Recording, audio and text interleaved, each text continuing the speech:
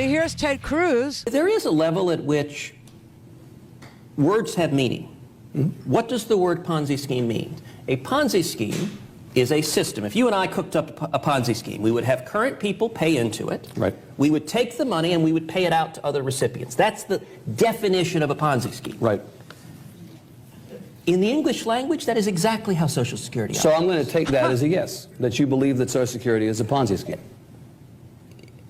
I think there is an effort to treat that as rhetoric, but there's no doubt that's what it is.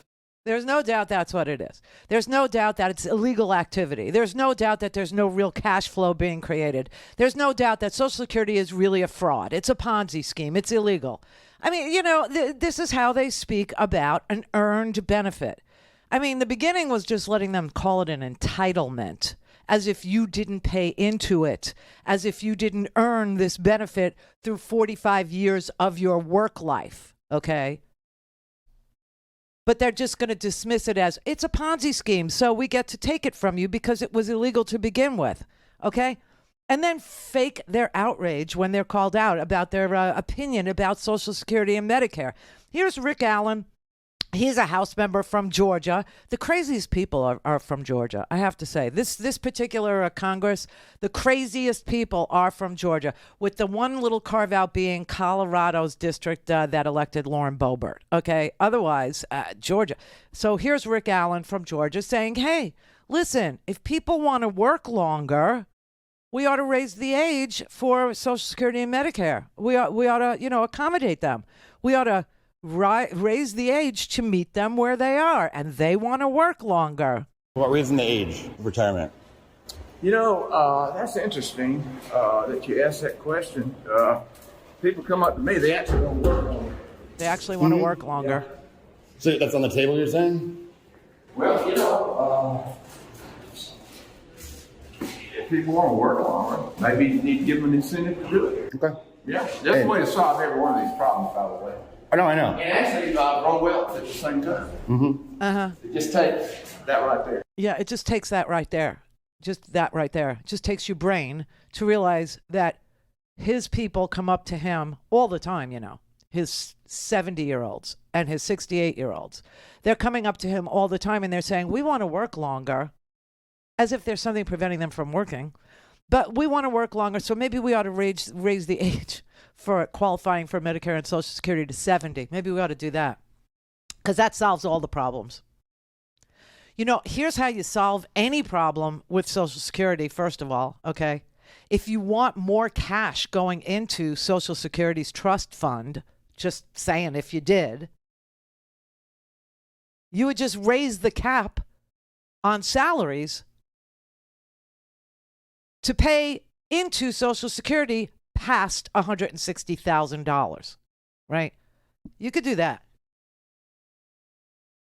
Here's Rand Paul. The truth of the matter is, we have to wake up and say our entitlements are unsound. Nobody wants to hear that, and people say you can't be elected by saying that.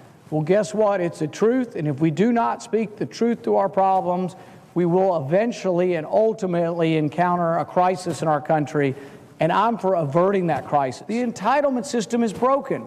I didn't break it. I'm not responsible for the baby boom. We have all these people that were born after the war and they're retiring. It just is happening. We have fewer workers. How do you fix Social Security? It's very simple. Everybody knows it, but everybody wants to be quiet. No one wants to say it.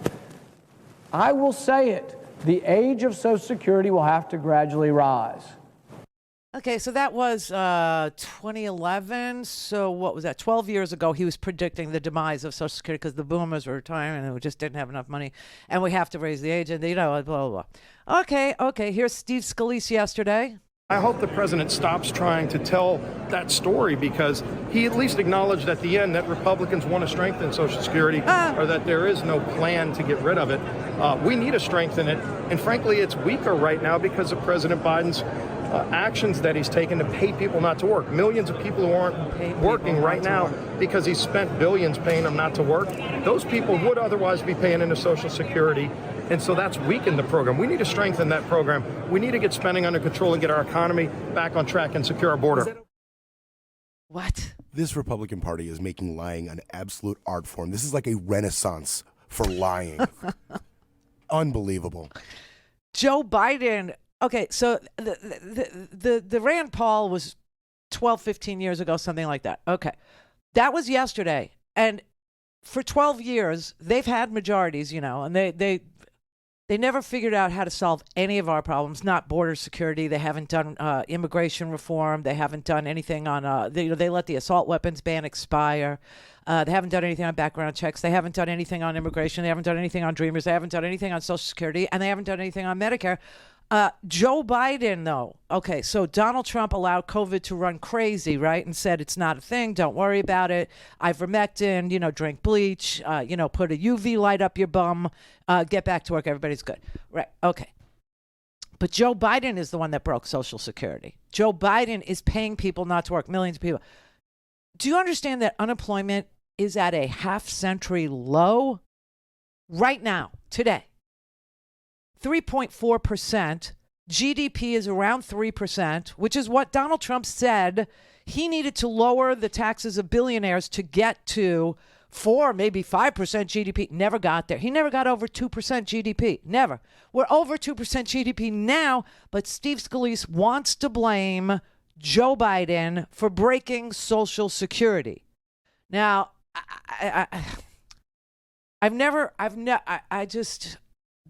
it's wow. I'm going to play you a real blast from the past, okay? This is Mitch McConnell versus Ronald Reagan, swear to God, on Social Security. What's going on with the debt? It's very disturbing, and it's driven by the 3 big entitlement programs that are very popular: Medicare, Social Security, and Medicaid. Social Security has nothing to do with the deficit. Social Security is totally funded by the payroll tax levied on employer and employee. That's 70% of what we spend every year. The subject we were just discussing, the funding of the government, is about 30% of what we spend. If you reduce the outgo of Social Security, that money would not go into the general fund to reduce a deficit.